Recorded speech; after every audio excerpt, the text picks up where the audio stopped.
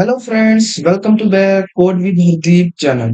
आज की इस वीडियो में हम बात करेंगे एक सिंपल और एक इम्पोर्टेंट टॉपिक के बारे में जिसका नाम है डिस्ट्रक्टर्स। जैसे कि कंस्ट्रक्टर्स के बारे में हम ऑलरेडी पढ़ चुके हैं, कंस्ट्रक्टर क्या होता है और कैसे काम करता है। तो आज इसकी वीडियो में हम डिस्ट्रक्टर के बारे में पढ़ेंगे। ये कंस्ट्रक्टर एंड डिस्ट्रक्टर टू हमारे पास कंसेप्ट होते हैं ओप्स के। तो आज की वीडियो में हम डिस्ट्रक्टर्स के बारे में बात करेंगे और इसको इजी वे में समझेंगे। तो यार चलिए शुरू करते हैं अपने डिस्ट्रक्टर्स के कंसेप्ट को।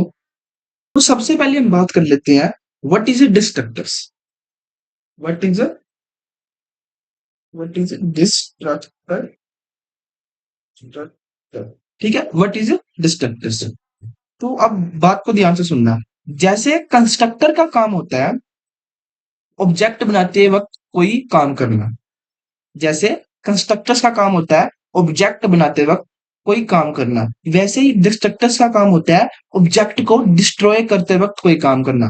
मतलब कि कंस्ट्रक्टर का काम क्या होता है कि जब कंस्ट्रक्टर ऑब्जेक्ट बना रहा है तो कोई काम कर रहा होगा या कोई काम करता है, ठीक है। वैसे ही डिस्ट्रक्टर्स का काम क्या होता है कि ऑब्जेक्ट को डिस्ट्रॉय करते हुए कोई काम करना, ठीक है। कंस्ट्रक्टर का क्या मतलब होता है, ऑब्जेक्ट बनाते हुए कोई काम करना। और डिस्ट्रक्टर का मतलब होता है कि ऑब्जेक्ट को डिस्ट्रॉय करते हुए कोई काम करना, ठीक है। ये ऑटोमेटिकली कॉल होता है जब ऑब्जेक्ट की लाइफ खत्म हो जाती है। मतलब कि जब हमारा सपोज करो कि मेरे मैं एक प्रोग्राम एग्जीक्यूट कर रहा हूँ, ठीक है, जिसके अंदर कंस्ट्रक्टर्स के अंदर मैंने लिखा है constructor is called and destructors के अंदर लिखा है डिस्ट्रक्टर इज डिस्ट्रॉय। मतलब कि जब मेरा मेन फंक्शंस की एग्जीक्यूशन खत्म हो जाएगी, ठीक है, जब मेरा मेन फंक्शन खत्म हो जाएगा तब मेरा जो डिस्ट्रक्टर होगा वो कॉल होगा, ठीक है। तो अगर नहीं समझ आया तो कोई बात नहीं, इसको हम एक बार कोड में करके देखते हैं। तो इसका सबसे पहले सिंटैक्स देख लो, सिंटैक्स क्या होता है, ठीक है। तो देखो, मेरे पास क्या है, क्लास, ठीक है, और इसका नाम क्या है, डेमो। इसको यहां से मैं कमेंट आउट कर देता हूँ, ठीक है। तो एक क्लास है मेरे पास, एक डेमो। तो यहाँ पर मैं एक पब्लिक में रखता हूँ, ठीक है। तो सबसे पहले मैं कंस्ट्रक्टर क्रिएट कर लेता हूँ, कंस्ट्रक्टर। चलो कंस्ट्रक्टर को हम बाद में क्रिएट करते हैं, सबसे पहले हम डिस्ट्रक्टर के सिंटैक्स की बात कर लेते हैं कि डिस्ट्रक्टर का सिंटैक्स क्या होता है, ठीक है। तो जैसे ही हम कंस्ट्रक्टर्स को क्रिएट करते हैं उसके क्लास के नाम से, फॉर एग्जांपल्स के लिए डेमो, ये मेरा क्या है, कंस्ट्रक्टर। ये क्या है, कंस्ट्रक्टर, कंस्ट्रक्टर, ठीक है।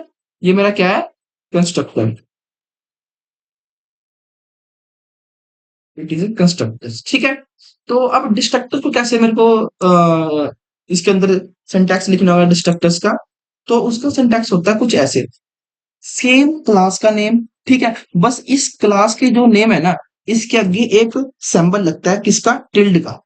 ये वाला सिंबल लग जाता है तो ये मेरा क्या बन जाता है, destructor. It is a destructor, ठीक है। तो अब मेरा ये क्या हो गया, कंस्ट्रक्टर, एंड ये होगा डिस्ट्रक्टर। डिस्ट्रक्टर कैसे लगाते हैं हम, सेम क्लास का नेम, बस उसके आगे क्लास के नेम का क्या, टिल्ड ऑपरेटर का यूज कर लेते हैं, या टिल्ड सिंबल का। सॉरी, ऑपरेटर नहीं है, ये एक सिंबल है, ठीक है। तो हमने कंस्ट्रक्टर देख लिया, कंस्ट्रक्टर ऐसे होता है और डिस्ट्रक्टर्स ऐसे, ठीक है। ये क्लियर है बेसिक्स। तो ये हमारा होता है डिस्ट्रक्टर्स एंड ये कंस्ट्रक्टर होता है, क्लियर है। देखो, डिस्ट्रक्टर्स के नाम की क्या लगती है, एक छोटी सी टिल्ड लगती है, इसे हम टिल्ड कहते हैं, जो कि मैं बता चुका हूं, ठीक है। और इसके भी सेम रूल्स होते हैं जो हमने कंस्ट्रक्टर्स में पढ़े थे, ठीक है। इसका भी कोई रिटर्न टाइप नहीं होगा ना, इसके आगे हम कोई वर्ड वर्ड नहीं लगा सकते, ठीक है। ना ही हम इसके आगे कोई इंट लगा सकते हैं, जो कि हम कंस्ट्रक्टर्स में भी ये रूल्स अप्लाई होते हैं, ठीक है। ना ही इसके अंदर कुछ हम कोई पैरामीटर पास कर सकते हैं, बट उसके अंदर, सॉरी यहाँ पर, हाँ, बट हम कंस्ट्रक्टर्स के अंदर पैरामीटर पास कर सकते हैं, बट डिस्ट्रक्टर्स के अंदर पैरामीटर नहीं पास कर सकते, ठीक है। इसका ना ही कोई रिटर्न टाइप होता है, ठीक है। और इसके अंदर हम पैरामीटर पास नहीं कर सकते, ठीक है, क्लियर है। तो अब डिस्ट्रक्टर्स को समझने के लिए हम एक क्लास क्रिएट करते हैं जिसमें हमें डिस्ट्रक्टर्स क्लियरली समझ आ रहा है उनके डिस्ट्रक्टर्स क्या है। ये ज्यादा कोई कॉम्प्लेक्स कंसेप्ट नहीं है, बिल्कुल इजी है, ठीक है। तो यहाँ पर मैं क्या करता हूँ, एक क्लास बनाता हूँ जिसका नाम रखता हूँ कार, सॉरी कार, ठीक है। और यहाँ पर एक पब्लिक स्पेसिफायर, एंड इसके अंदर एक मैं कंस्ट्रक्टर्स क्रिएट करता हूँ, कार, एंड इसके अंदर एक मैसेज प्रिंट करा देता हूँ, कंस्ट्रक्टर इज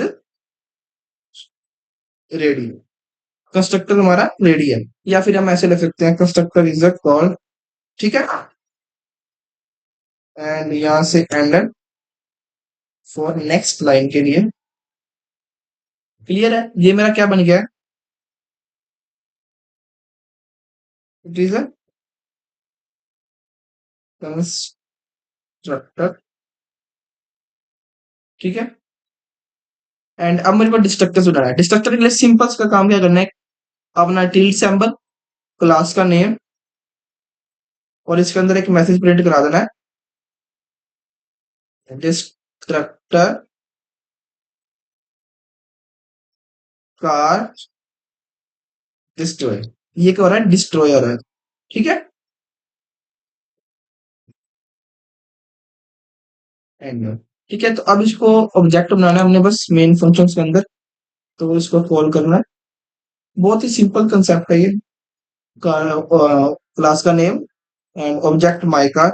ठीक है, तो अब तुम्हें अगर यहाँ पर एक चीज समझ आ रही हो कि यहाँ पर सिर्फ मैंने एक ही ऑब्जेक्ट क्रिएट करा है। ठीक है, तो कंस्ट्रक्टर्स में हमने क्या पढ़ा था कि जैसे ही हम ऑब्जेक्ट क्रिएट करते हैं, हमारा कंस्ट्रक्टर्स कॉल हो जाता है।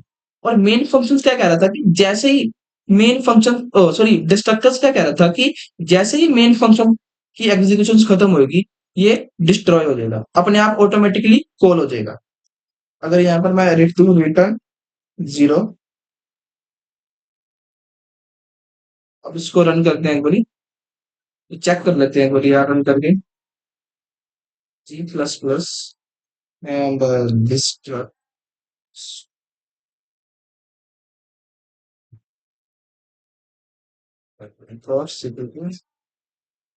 फाइल का नेम दल के दोबारा देख लेते हैं। हाँ, G++,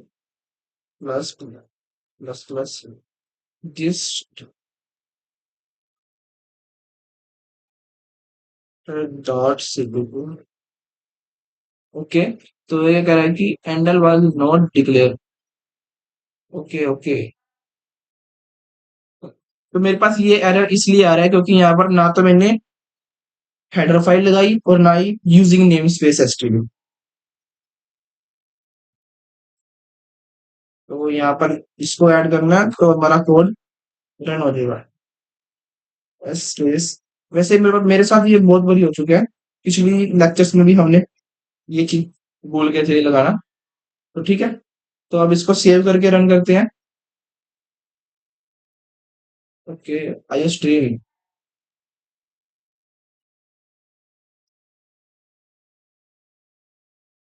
तो हमारा प्रोग्राम है वो रन हो चुका है। इसको भी ओके, डिस्ट्रक्टर,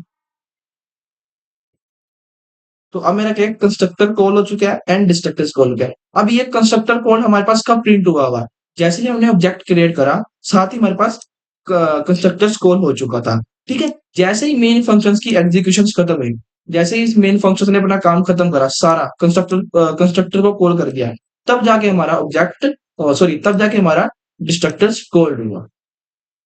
क्लियर है, यहाँ पर मैंने डिस्ट्रक्टर्स की कुछ लाइन लिख दिया, कंस्ट्रक्टर वर्सेस डिस्ट्रक्टर्स, दोनों का कंपैरिजन लिख दिया, जिससे हमें और डीप में क्लियर हो जाएगा कि कंस्ट्रक्टर वर्सेस डिस्ट्रक्टर्स क्या होता है।